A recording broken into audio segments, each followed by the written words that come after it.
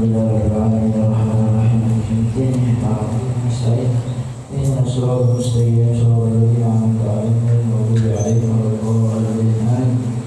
Alhamdulillahirabbil alamin wassalatu wassalamu ala sayyidil mursalin sayyidina Muhammadin wa ala alihi wa sahbihi ajma'in. Rabbi shrah li sadri wa yassir li amri wahlul 'uqdatam min lisani yafqahu qawli wa saddid lisani wa hlul qalbi bihaqqi sayyidina Muhammad sallallahu alaihi wasallam.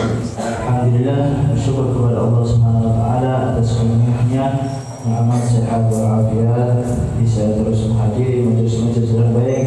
Semoga kehadiran kita orang ini sebab kita mendapatkan ampunan Allah Subhanahu wa taala, sebab semua penyakit kita disembuhkan oleh Allah Subhanahu wa taala, sebab semua hajat kita orang dunia dan akhirat digampangkan oleh Allah Subhanahu wa taala barakahnya Nabi besar Muhammad sallallahu alaihi wasallam.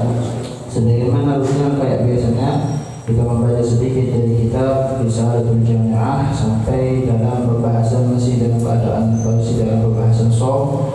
Dikatakan di sini min tamamis shaum kaful jawarih amma yakrahu Allah taala min al-a'dha'i sab'ah al-ati dzikruha. Termasuk dari sempurnanya puasa, di samping dari kesempurnaan puasa dengan menjaga dari hal-hal yang membatalkan puasa. Di samping itu biar sempurna pahala puasa kita orang, dikatakan kaful jawarih, menahan anggota badan, amma yakrahullah, dari apa-apa yang tidak disukai oleh Allah Subhanahu wa taala, minal a'dha'i sab'ah, dari 7 anggota badan yang akan disebutkan nanti di akhir kitab ini. Jadi akhir kitab ini kita Risalatul Jami'ah membahas tentang 3 ilmu tauhid, ilmu fikih, sama ilmu tasawuf. Nanti di akhir bab itu menerangkan tentang ilmu tasawuf, anggota badan yang harus dijaga dari beberapa maksiat, disebutkan nanti akhir dari kitab ini. Dikatakan fafil hadis, dalam hadis dikatakan khamsun yufattirna as-sha'im al-kadhibu wal-ghibatu wan-namimatu wal-yaminul kadhibah wan-nadhar bisyahwah. 5 hal yang bisa membatalkan puasa. Di sini para ulama mengatakan tidak membatalkan puasa secara zahir, tapi dikatakan menghapus pahalanya puasa. 5 hal ini, jika dilaksanakan salah satu dari 5 hal ini di puasanya, maka puasanya sia-sia dari pagi sampai malam. Kalau melaksanakan salah satu dari ini, maka pahala puasanya tidak ada. Dikatakan oleh ulama. Apa yang pertama adalah al-kadhib. Nih, bohong itu adalah izhar khilafil waqi', menampakkan atau mengkhabarkan sesuatu yang bukan kenyataannya. Ini bohong. Banyak sekali ini, ya kan? Yang bahasa sekarang itu hoax. Ya, hoax, belum jelas, belum apa, nyebarkan atau ngomong bahwasanya ini sudah terjadi, padahal kenyataannya belum terjadi. Ditanya nih, kalau di oma pun enggak, aku kalau di oma, padahal di oma. Ya, kan katanya kan remeh seperti itu, katanya gampang, tapi dosanya itu sampai menghilangkan pahala puasa. Kan biasanya boleh bohong itu sing napa jenenge nyebarno hoax. Niku hati-hati. Dikatakan dalam hadis itu bahwasanya orang yang melaksanakan bohong itu termasuk dosanya besar, bahkan bisa-bisa dilaknat oleh Allah Subhanahu wa taala. Naudzubillah. Iki bohong secara sesuatu yang duniawi ya, apalagi nek bohong sing bersifat ukhrawi, sing Rasulullah tak ngomong kayak gini, dan Rasulullah nyuruh seperti ini, dia ngomong seperti ini. Beda. Sing dia gak mimpi Rasulullah, ngomong oleh mimpi Rasulullah. Ya kan? Biasanya sing ngomong ketok sakti. Dan aku ingin mimpi Rasulullah, padahal itu mimpi Rasulullah. Ini bohong itu orang ini hebat. Dikatakan bahwasanya dalam Al-Quran fala'natullah 'alal kadhibin. Laknatnya Allah terhadap orang-orang yang berbohong. Makanya dikatakan dalam hadis man arada ayyal 'ala nafsahu falyakdzib. Sapa wong sing pengin Allah melaknat dhek, apa sing kalem Allah melaknat dhek. Jadi caranya begini, kalau laknatnya Allah, auzubillah min dzalik, itu bohong. Auzubillah min dzalik.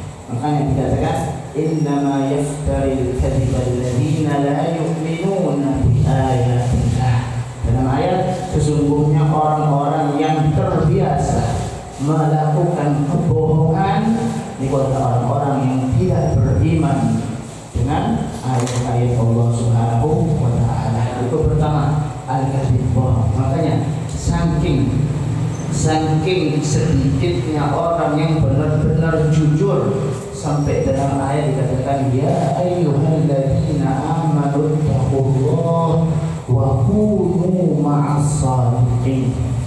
Wahai orang yang bertakwa, wahai orang yang beriman, bertakwa kepada Allah dan jadilah kamu bersama orang-orang yang jujur. Tadi katakan wa kunu minas shadiqin, tapi wa kunu ma'as shadiqin. Saking soroe wong jujur bener niku ya. Jadi soroe sampai dikatakan wis gak iso bersamalah orang-orang yang jujur bersamalah. Memang kalau gak bisa untuk jujur benar. Nah, itu dari pertama al-kadhib, bohong. Yang kedua adalah al-ribah. Ribah niki adalah zikruka akhal muslim bima yakrahu. Kamu menyebutkan sesuatu yang tidak disukai sama saudaramu, walaupun itu benar. Ketika dia tidak ada, kita ngomongin ghibah, bahasa Indonesia gosip ya. Gosip ngomongin wong dhek gak ono dengan sesuatu yang tidak diinginkan sama dia, sehingga sukai, maka itu kategorinya adalah ghibah. Alhamdulillah. Makanya di ayat dikatakan apa? La yaghtab ba'dukum ba'dha ayuhibbu ahadukum ayyakula lahma akhihi maitan fakarihtumuh. Dikatakan bahwasanya jangan sampai salah satu dari kalian itu menghibah, mengomongi orang lain, walaupun hanya satu kalimat saja, walaupun hanya sedikit saja ngomongi orang lain sehingga disukai sama teman kita orang, itu adalah termasuk dosa yang luar biasa. Gak dikatakan dosa kecil, bahkan sebagian ulama mengatakan hada minal kabair. Alhamdulillah, ini termasuk dari dosa besar. Apalagi sing dihibah ini ahlul ilmi, ulama, para sesepuh, para kiai, para habaib, diomong sing macam-macam niku dikatakan kabirah. Alhamdulillah. Ane kok ngomong wong ketoke gampang kae guyon-guyonan. Lek gak ngomongi wong iki gak enak rasane. Lungguh mat jelas iki. Lek gak ngomongi wong gak enak kurang. Ya kan sono kopi, sono kafe, tapi lek gak ngomongi wong gak enak. Iki jangan saiki kok gak enak iku masih ya.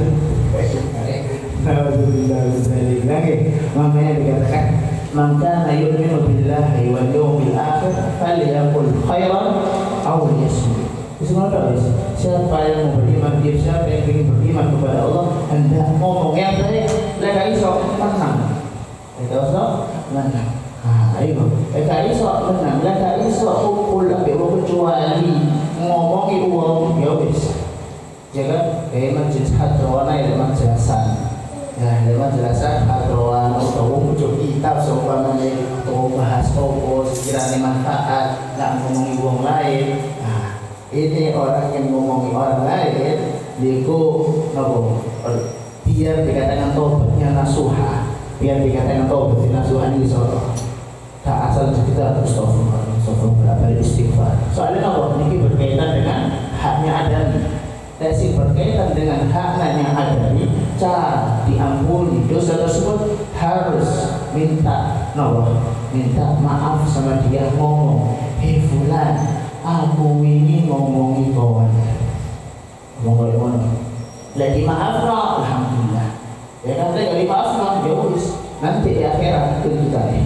Nanti di akhirat kita nih. Bahkan sebagai ulama mengatakan biar itu dosa ghibah hilang harus ngomong, "Eh fulan, aku ini ngomongin kawan." Ngomongnya apa?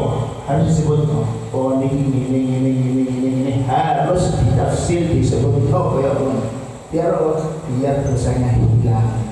Ya, karena ini berhubungan dengan hakul ada. Nah, kalau tahu berhubungan dengan hakul ada ini, ya nanti ya karena dia ini bahkan itu hibah dia berkaitan dengan puasa. Jadi kalau semuanya ada yang berpuasa kemudian dia hibah ngomongin hanya satu kalimat saja, ngomongin, dan juga termasuk dia hibah adalah mendengarkan delok TV gosip, delok gosip sebelum aku gak ngomong enggak belum rumah nopo. Iku mustami' syarikun fil ismi, orang yang mendengarkan itu bodoh, dosane bodoh. Ya, ojo beralasan apa kok lu begini. Iya, saat kan kalau si ngomongi wong aku itu harus suruh. Tapi ngomong si orang si itu harus suruh niat. Hibah itu harus suruh. Saat kan ngomongin wong kalau si aku si pendengar setia harus suruh. Orang kayak tidak ada meniatkan keburukan jelas-jelas haram dia baik, nggak jadi niatnya baik itu nggak jadi. Ya itu adalah ghibah. Bahkan cerita sedikit tentang ghibah di zamannya Rasulullah ada dua orang perempuan, yang mana dua orang perempuan ini sama-sama berpuasa. Mereka berpuasa ketika itu waktunya panas, nggak kuat. Kemudian belum waktunya berbuka puasa, minta izin sama Rasulullah untuk berbuka puasa karena nggak kuat, jadi puasa nggak kuat. Maka Rasulullah dikai wadah siji-siji ya Rasulullah, dikasyaf dikasyaf dulu bahasanya, dia dikasyaf di bahasa Indonesia dikasyaf biasanya. Ngerti kan dari terawang maksudnya, dan Allah ngerti maksudnya sebenarnya Rasulullah paham dikasyaf. Dikai wadah siji-siji, itu hari loro itu dikasih siji. Ayo, ketemu. Iku metokno muntah itu salah satu dari dua perempuan tersebut muntah gede, muntah daging segar itu muntah dalam wadah tersebut. Kondisan jadi Rasulullah ini begitu juga perempuan yang kedua tersebut muntah gede, ambil muntah daging tersebut. Rasulullah lihat kok tidak seperti ini fulana sama fulana afsobata amma ahallallahu lahum, dia puasa dari sesuatu yang dihalalkan sama Allah. Apa itu? Nahan makan, nahan minum kan halal sudah, semuanya halal, tapi puasa dari hal tersebut. Walakin aftarata ala ma harramallahu ta'ala, akan tetapi keduanya di sini membatalkan puasanya dengan sesuatu yang diharamkan oleh Allah. Kenapa? Karena dua ini lagi gosipi wong lain, kita puasa. Alhamdulillah ditambah bukannya seperti tampaknya sahabat-sahabat melihat semuanya. Padahal nggak apa isok untuk darah ambil daging kental. Maka dikatakan di Al-Quran apa? Ayyuhibbu ahadukum ayyakula lahma akhihi maitan. Seakan-akan makan daging bangkai. Wong sendiri itu seakan-akan makan daging bangkai. Nah itu, bahkan hidungmu pasti tidak suka lah. Makanya dikatakan jangan sampai berghibah. Al-kadhib wal-ghibah, kemudian wal-namimah. An-namimah itu apa? Adu domba. Oke. An-namimah itu adu domba. Yang aslinya kelompok satu gak ngomong koyok ini, diomongnya di uang dari kelompok dua ini. Mangkon ini kelompok satu ini, namanya diomongnya di kelompok dua, ngomong ini. Padahal bukan dengan kenyataannya. Iya, bukan dengan kenyataan. Biar apa intinya? Biar rusak hubungan antara kelompok satu dengan kelompok dua. Fulan, konfirm fulan ini ngomongin kau ini. Padahal ya enggak. Nah, itu namanya adu domba. Dikatakan la yadkhulul jannata namam, enggak akan masuk surga orang yang mengadu domba. Alhamdulillah, itu termasuk dari dosa yang menghapus pahalanya puasa. Nama. Nah ini, kemudian wal yaminul kadhib, sumpah yang bohong. Nah ini supaya orang biasa show ini. Wallahi, ini sarung ini. Jadi, wallahi, sarung ini murah, paling murah. Sabangin, umpamanya. Padahal orang sakit murah. Nah, katakan kalau sumpah yang bohong tersebut masuk adalah membatalkan pahalanya puasa. Biasanya yang biasa sumpah makan ini, jangan biasakan kita ngomong wallahi billahi. Jangan biasakan. Wallahi, aku hadir. Wallahi, ini fulan ini. Billahi, jangan biasakan ngomong enggak bagus. Dikatakan di Al-Qur'an, "Wala taj'alullaha 'urdatan li aymanikum." Jangan jadikan lafaz Allah itu adalah sasaran bagi apa? Sumpah-sumpah kalian. Tapi biasakan, biasakan ngomong untuk berapa? Insyaallah. Kalau hadir apa enggak insyaallah hadir. Kalau nak fulus apa enggak insyaallah. Kalau nak fulus. Kalau insyaallah itu bagus bagi seorang muslim. Kenapa? Karena dikatakan bisa Al-Kahfi ini wala taqulanna li syai'in inni fa'ilun dzalika ghadan illa ayyasha Allah. Jangan kamu mengatakan untuk sesuatu yang besok kamu lakukan kecuali itu adalah insyaallah. Biasakan insyaallah. Terakhir wan nazar bi syahwah, melihat dengan syahwat. Nah ini melihat dengan syahwat. Ketika berpuasa bukan hanya berpuasa saja. Dia berpuasa gelap dengan syahwat. Gelap wae. Enggak harus hari, harus wetok. Apapun yang menyebabkan dia syahwat, maka itu termasuk dosa yang menghapus pahala puasa. Bahkan auzubillah tembok nafsu syahwat gelap haram dan bisa membatalkan pahala puasa. Tidak seumpamanya ya. Teman-teman alhamdulillah, apalagi gelap hati, apalagi gelap YouTube, apalagi gelap sing lain, gelap sing langsung tandai syahwat itu nopo tandai syahwat dalam kitab dikatakan ayyam duru fayaltaddu bih. Dia melihat merasa enak, merasa lega, merasa nyaman, ini bukan syahwat dikatakan. Kayak selama ini gelap sekilas, langsung lepas. Langsung lepas berarti. Dan terus, ya kan? Kalau itu masuk kategori an-nazar bi syahwat. Ya, ini ada hadis yang mungkin buat muhasabah kita orang. Dikatakan dalam hadis an-nazar sahmun masmumun min sihami iblis. Man tarakaha makhafatan minni abdaltuhu imanan yajid halawatahu fi qalbi. Pandangan itu mandang kepada sesuatu yang haram tersebut, khususnya perempuan, sahmun masmumun min sihami iblis, itu adalah saham. Napa sahmun masmun itu? Saham itu adalah panah yang beracun daripada iblis. Dikatakan lihat janjinya Rasulullah, man tarakaha makhafatan minni. Yang hadis qudsi ini, siapa yang meninggalkan itu pandangan yang haram karena takut sama aku, takut sama Allah, bukan karena lihat pakaian gamis putih mantap hadroan semua ini bukan karena keadaan tersebut, tapi dia tinggalkan karena Allah.